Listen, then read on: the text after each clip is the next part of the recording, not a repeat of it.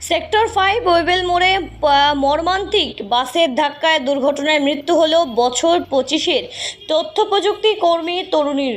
বেপরোয়া বাস চলে গেল তার মাথার উপর দিয়ে। বারাসাত সাঁতরাগাছি রুটের বাস যখন বারাসাতের দিকে যাচ্ছে সেক্টর 5 হয়ে, সেই সময় যাওয়ার সময় একদম ওয়েবেল মোড়ে ধাক্কা মারে বলে অভিযোগ এবং হাসপাতালে নিয়ে গেলেই সেই তরুণীর মৃত্যু হয়। তরুণীর মাথার উপর দিয়ে চলে যায় বাস।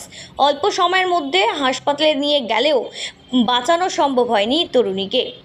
প্রত্যক্ষদর্শীদের দাবি, রাস্তার একপাশ দিয়ে হাঁটছিলেন এই তরুণী, তাকে পেছন থেকে ধাক্কা মারে বাসটি।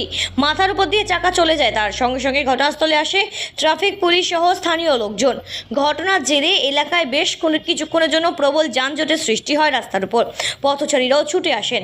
পরবর্তীতে পুলিশের তৎপরতায় বেশ খানিকক্ষণের মধ্যে পরিস্থিতি সামাল দেওয়া গেলেও দৌড়ে সেখান থেকে উদ্ধার করে দ্রুত সেখানে হাসপাতালে নিয়ে গেলেও রক্ষা করা যায়নি তথ্য প্রযুক্তির এই কর্মীকে। ব্যুরো রিপোর্ট, সঠিক বার্তা।